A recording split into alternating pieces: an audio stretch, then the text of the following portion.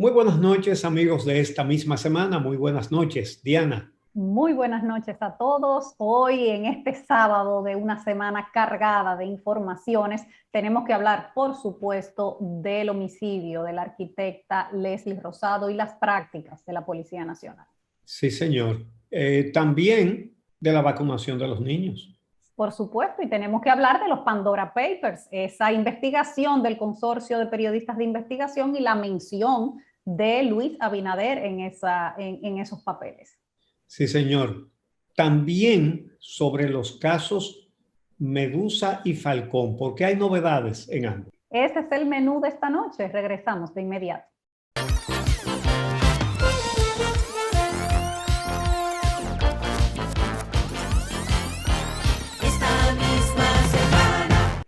Bueno, esta semana se anunció el fin del toque de queda para todo el territorio nacional a partir de este próximo martes. Así que este es el último fin de semana con toque de queda en República Dominicana. Sí, señor.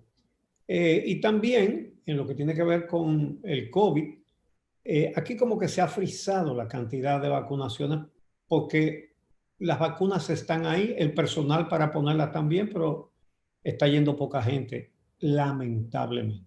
Sí, nos ha costado pasar de la barrera de los 5 millones de dominicanos completamente vacunados.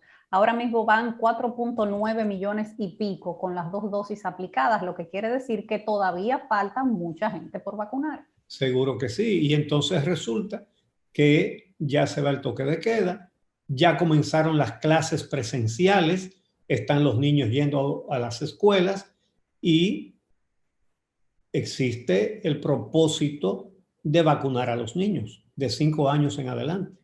Sí, así mismo, en una reunión que sostuvo el Colegio Médico Dominicano, las sociedades médicas y el Ministerio de Salud, se tocó el tema de la vacunación de niños entre 5 y 12 años.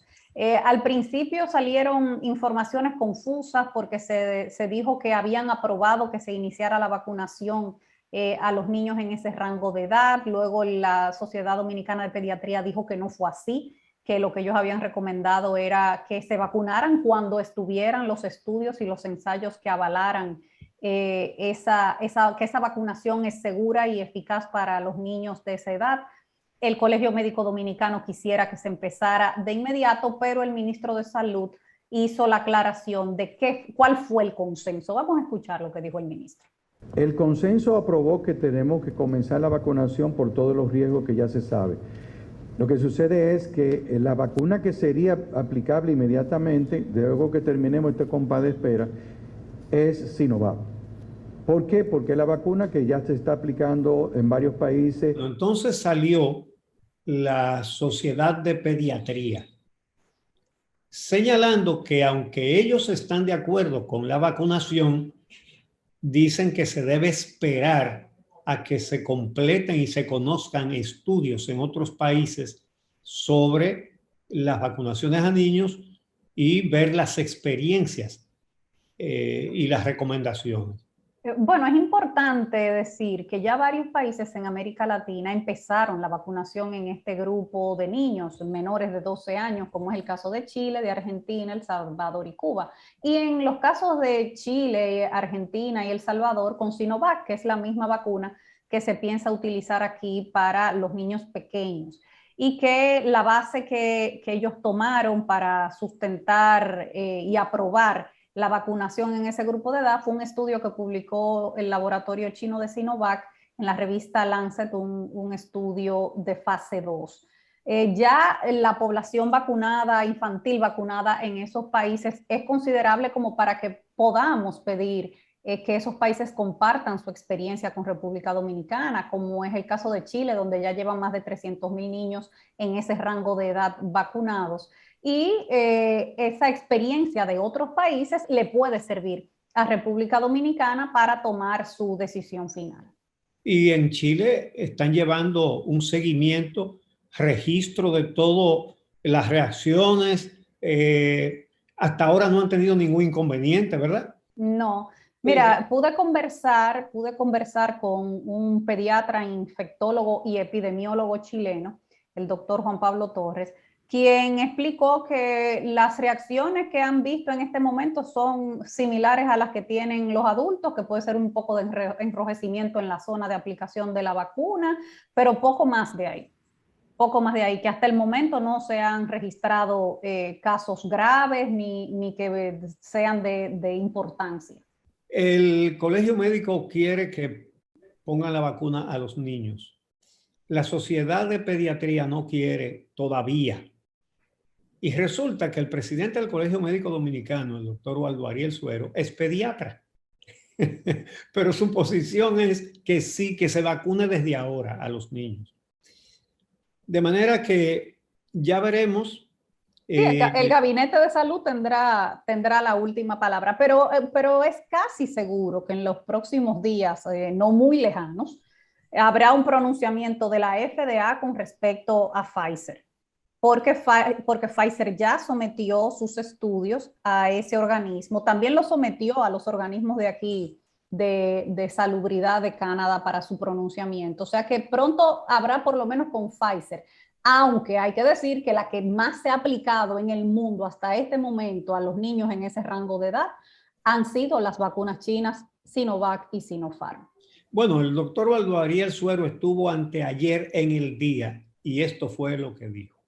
No hay motivo para tener dudas. Yo creo que es un error. Mire, yo soy pediatra cardiólogo. Exactamente. Y soy miembro de la Sociedad de Pediatría, pero difiero totalmente de la Sociedad de Pediatría. Yo creo que dilatar eso es un error. Incluso, no es que ellos estén diciendo que no se vacune la población, no, porque hay que ser honesto. Pero esa posición, algunas personas le están tomando como un mensaje, el dominicano, algunos dominicanos, no la sociedad, porque tengo que defender a la sociedad desde ese punto de vista, y la están malinterpretando para no vacunarse. Esta semana el país consternado con el homicidio de la arquitecta Leslie Rosado a manos de un cabo de la policía, en un incidente que todavía es confuso, pero que tiene muchos elementos que han llevado al Ministerio Público a considerarlo como un homicidio voluntario y asociación de malhechores. La arquitecta, que iba en compañía de su hija, acababa de salir de la fiesta de cumpleaños de su padre en el Club Náutico cuando perdió la vida de un disparo en la cabeza que le hizo el cabo Disla Batista. Bueno, esto es un caso más que trasciende mucho más tratándose de una persona de una posición social y económica importante. Obviamente que da muchísima pena, sea un pobre, sea un rico, que a alguien le arranquen la vida, y más de una manera tan absurda y en presencia de su niña. En fin, hay demasiados elementos que han herido de manera especial la sensibilidad de todos los dominicanos con este caso. Bueno, pero es parte de una cultura de violencia que está en nuestras calles y que la autoridad no ha estado para frenarla, sino para incrementarla. Y eso por décadas. A uno le da hasta cierta molestia cuando uno ve cómo salen a opinar los ex jefes de la policía. Ellos son los que van a decir cómo hicieron algo, como que ellos hicieron algo. Porque, óyeme, esto es cíclico, ¿eh? Esto cada 2 o 3 meses pasa. Cada 2 o 3 meses tenemos casos de dominicanos que mueren a manos de la Policía Nacional en confusiones. Sí, pero no a cada 2 o 3 meses, ¿no? Eso a cada rato. A cada rato. Bueno, vamos a incluir un par de casos aquí que también ocurrieron en los mismos días. Adelante con eso.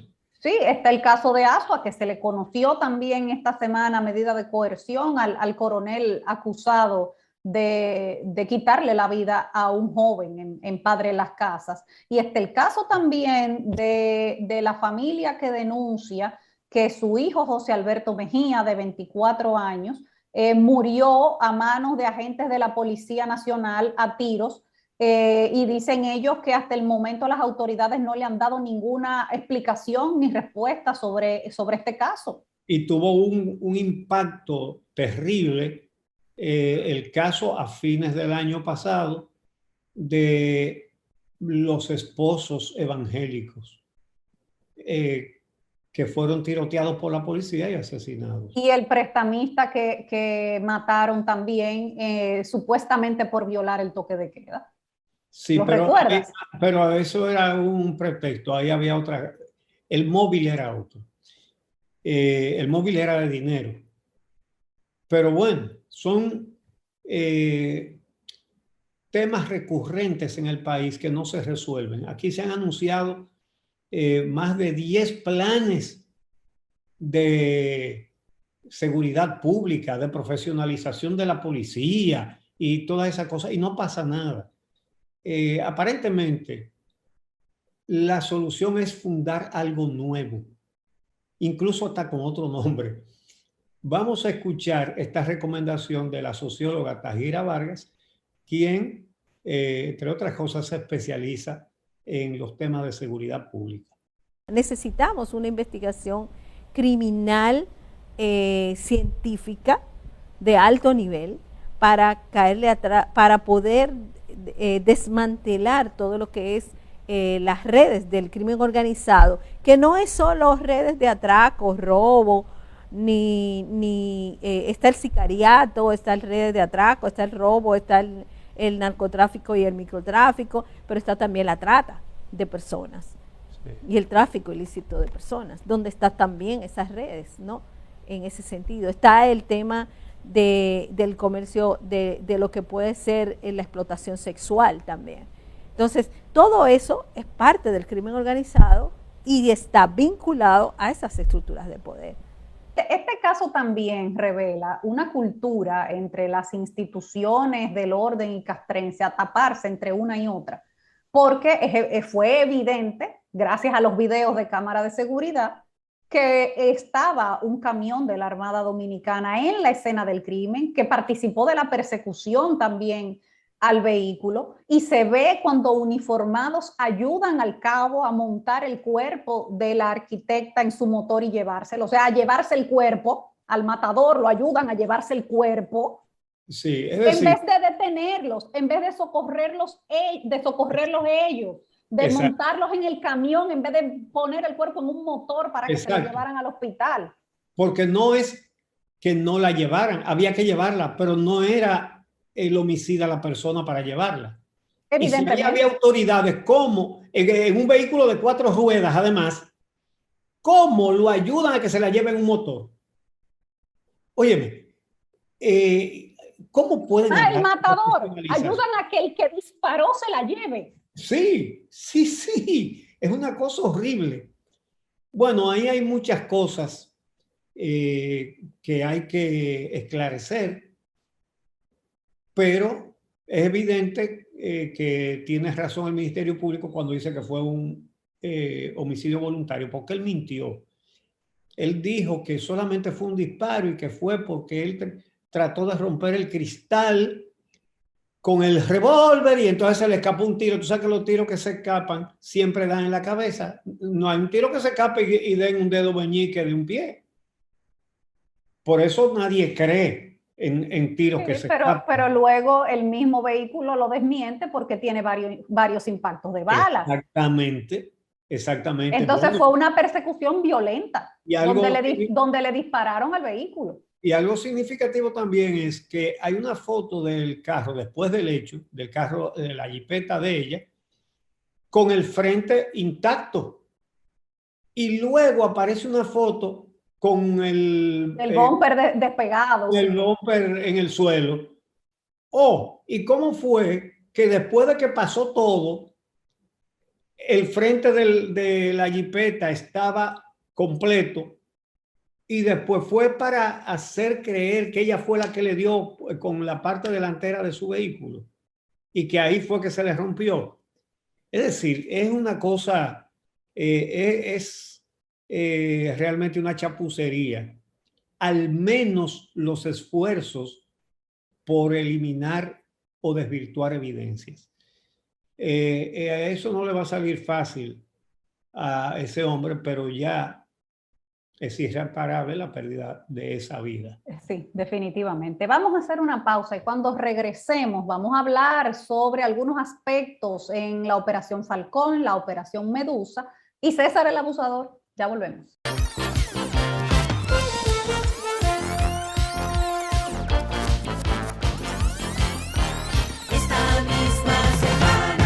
Bueno, varios elementos esta semana alrededor de los casos más importantes que está llevando el Ministerio Público en estas investigaciones que ha hecho sobre narcotráfico y corrupción. Vamos a empezar por la Operación Falcón, porque hubo un fallo esta semana del tribunal declarando inadmisible una acción sometida por el diputado Héctor Félix Pirrín para que le devolvieran la jipeta. El diputado Héctor Félix fue el que agarraron junto a uno de los extraditables. A dos de los extraditables, llevándolo en su vehículo, que él dijo que era una bola nada más, y que ahí encontraron de todo adentro de esa jipeta. Llevaban una joyería dentro de la jipeta, llena de relojes de marca. Llevaban también una tienda de celulares, porque le ocuparon más de 10 celulares ahí dentro. Sí. Bueno, llevaban de todo ahí. Y entonces el diputado pretendía que le devolvieran el vehículo. Yo no sé si es que él cree que la inmunidad también la tiene el vehículo, no solamente él. La verdad es que el diputado Pirrín tiene agallas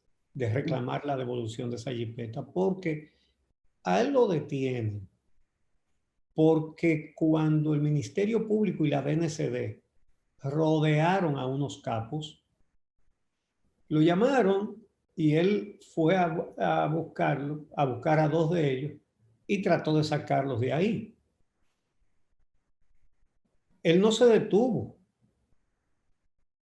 Señores, fue una persecución a las 2 de la mañana por carreteras de la región este. Una persecución, y los agarraron.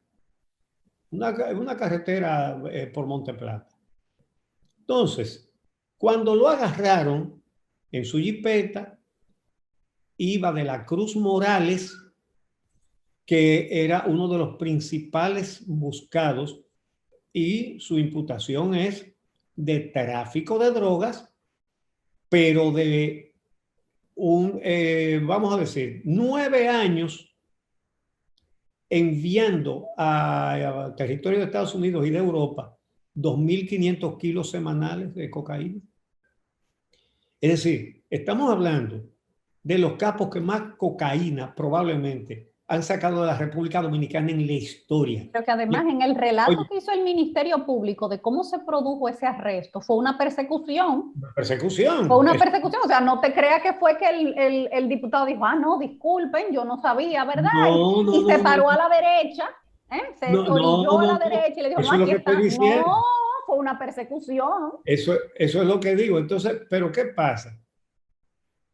Que cuando lo agarran, ahí está de la Cruz Morales, que al día siguiente admitió que lo extraditen a los Estados Unidos. Sí, lo aceptó. Y el otro era Maldonado Castro, que había sido diputado y que en ese momento era director de Comunidad Digna, que era uno de los buscados también. Entonces, él después decía, yo iba con un ex diputado en mi jipeta, pero omitió decir, no mencionaba al otro, sí, que de la Cruz Morales iba sentado al lado de él y no lo mencionó, atrás, porque la jipeta de él se sentó atrás con de la Cruz Morales, y la manejaba el chofer de Maldonado, es decir, otro de los que estaban siendo buscados por el Ministerio Público. Entonces, ¿y cómo va ahora? Devuélvame mi jipeta. Eso es un cuerpo de delito.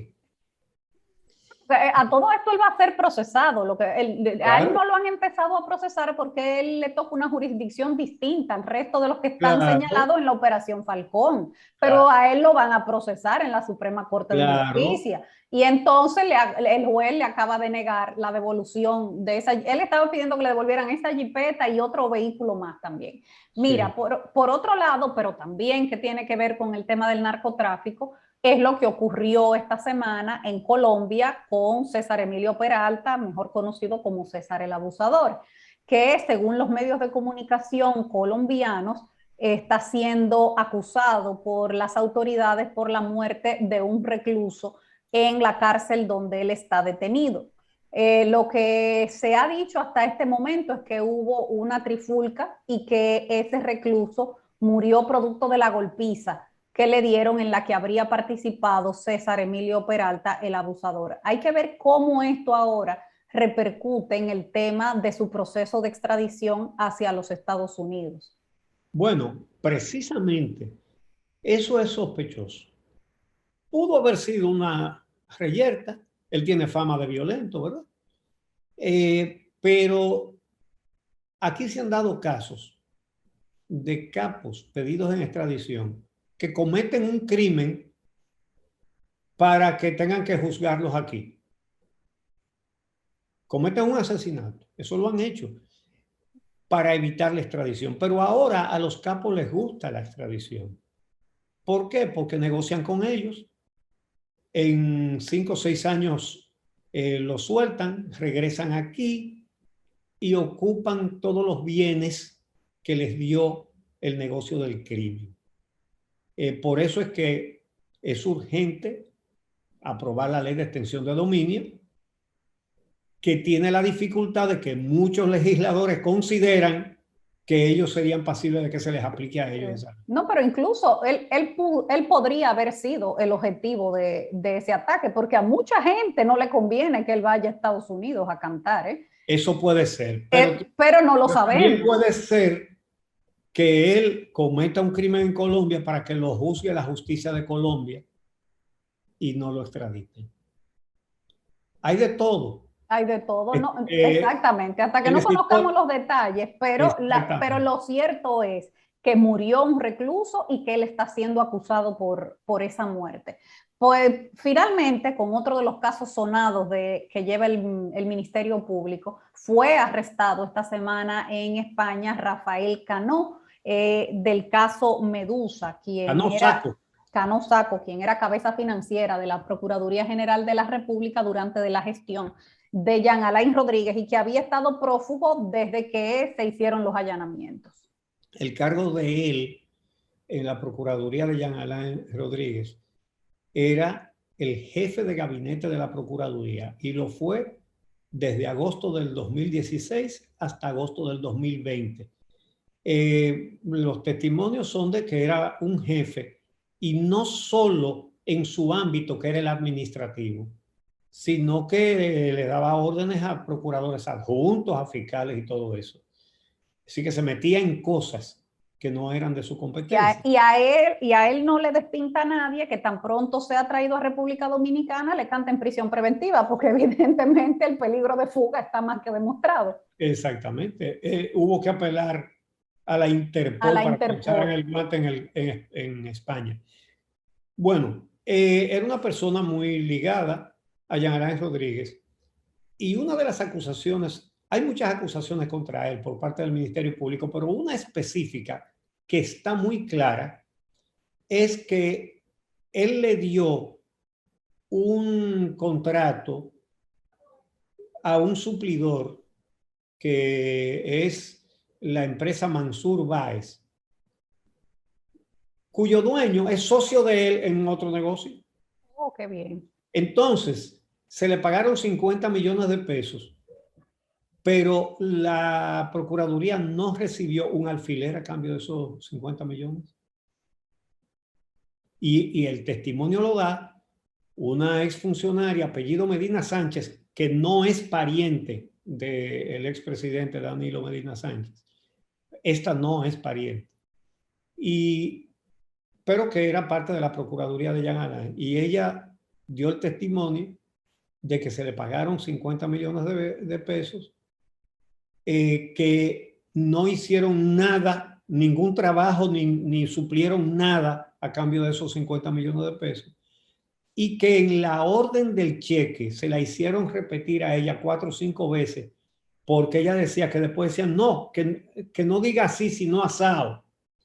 El que está haciendo una orden de pago no se equivoca 5 veces ni anda dando vueltas, porque suministró, digamos, 60 colchones para las cárceles. Eso cuesta tanto y eso dice cuando tú ves que quieren estar variando la redacción de un documento en el que se ordena un pago, obviamente ya se sabe lo que hay. Y Él va a tener que explicar todo eso porque será traído a República Dominicana en los próximos días. Mira, vamos a hacer la pausa y cuando regresemos vamos a hablar del tema más caliente de la semana, los Pandora Papers.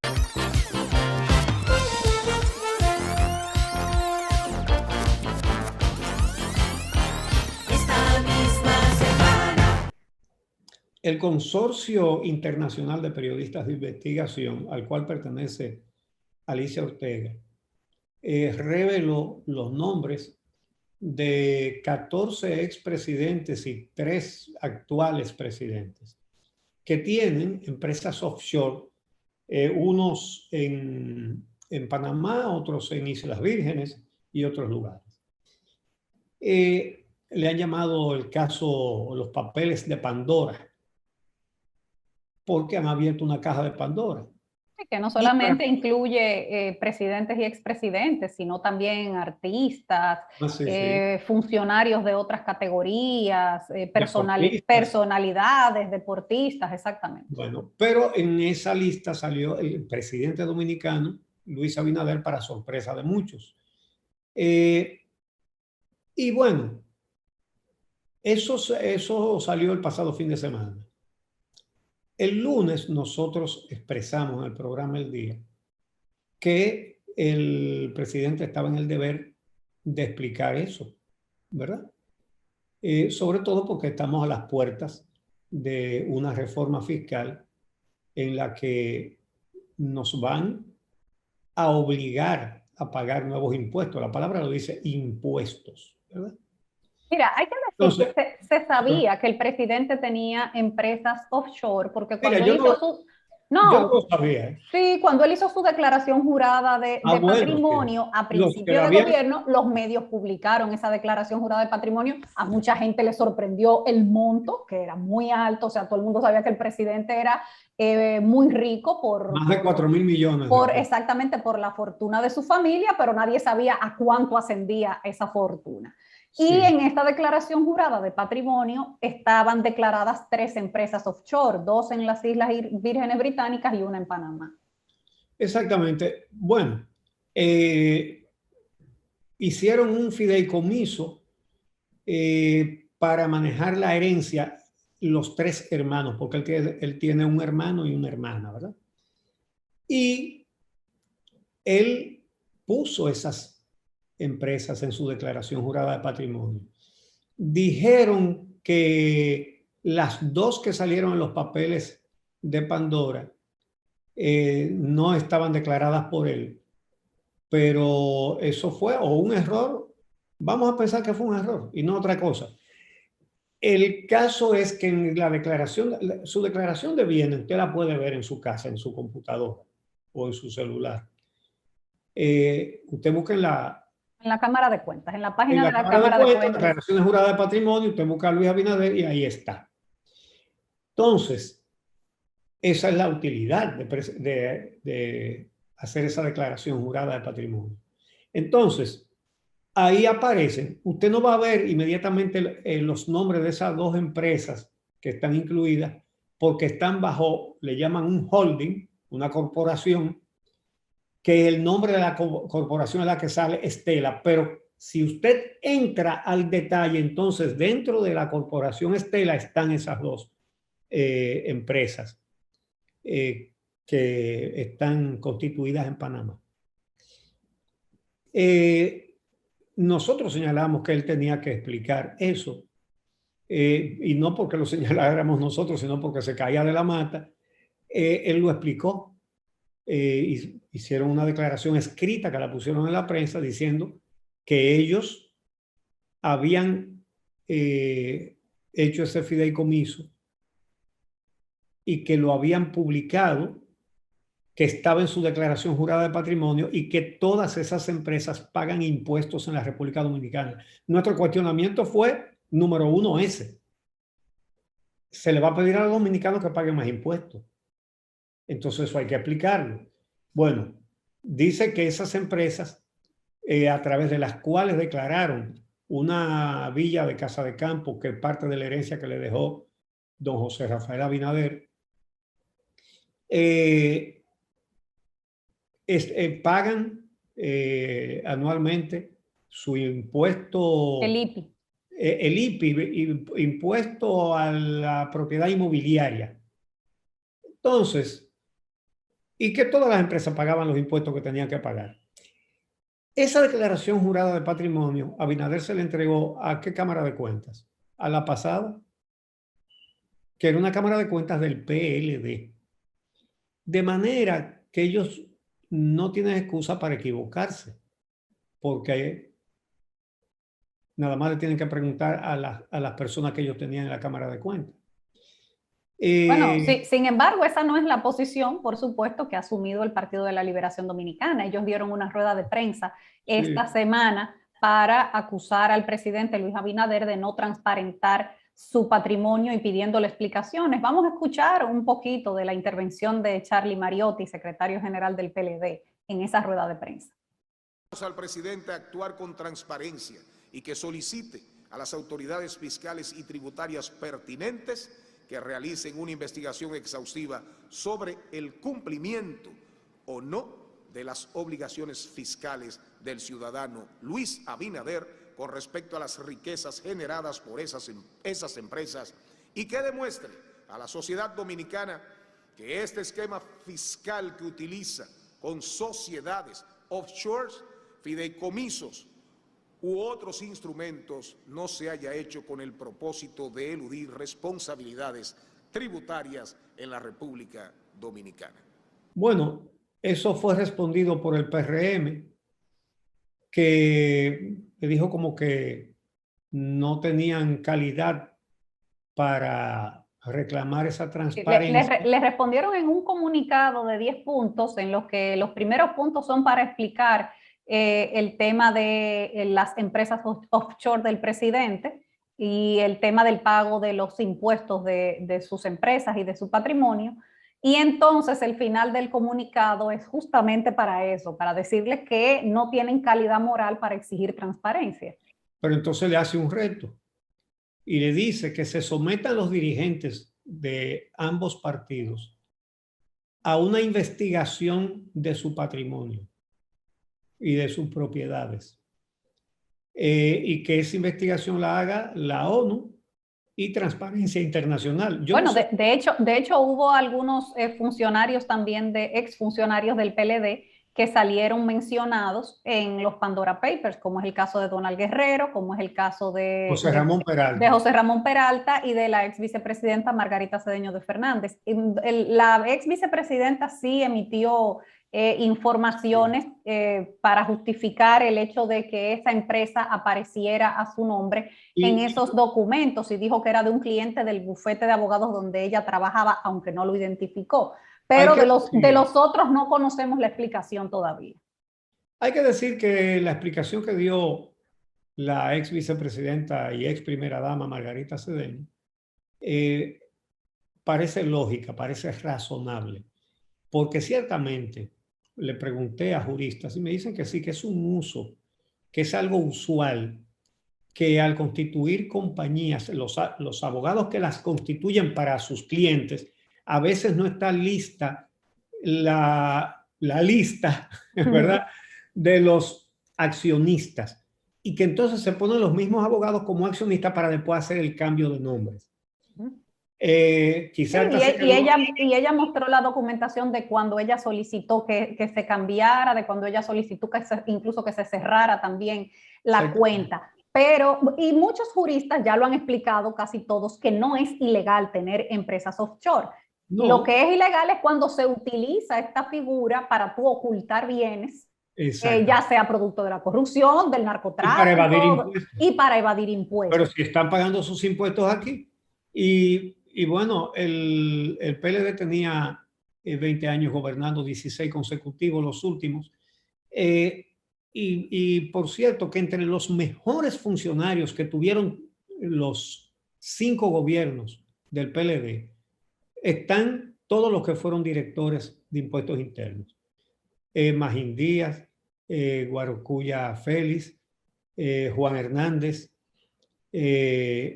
óyeme, fueron Germania Montaz. Y mira, ya veremos si esta investigación de los papeles de Panamá termina siéndole útil al Ministerio Público Dominicano, porque Sí. sabemos que, por ejemplo, en el caso de Donald Guerrero, él ha sido llamado a declarar varias veces ya a la Procuraduría General de la República. Entonces, esta revelación de estas empresas habrá que ver cómo encaja en todo eso. Sí, bueno, y es un deber del Ministerio Público y no dudo que lo va a cumplir, investigar todo. Tiene que investigarlo todo, efectivamente. Ahora, el reto que le hace el PRM al PLD puede dar un muy buen resultado o un muy mal resultado. Sería frustratorio si los dos dicen, no, mejor no discutamos eso en público, lo que tenemos cada uno, ¿verdad? Eso sería lo peor. Lo mejor sería que cumplan con su palabra, ¿verdad? Y digan, sí, pues vamos a transparentarlo todo y vamos a ver. ¿Y tú crees que eso va a pasar de un tú me dices y yo te digo? No, hombre. Bueno, pero de todas maneras, el Consorcio Internacional de Periodistas sí que sigue investigando eso. Y ya los que tienen empresa ahí saben que muy probablemente eso saldrá a la luz pública. De manera que lo mejor que hacen es discutir cómo obtuvieron los bienes que ostentan.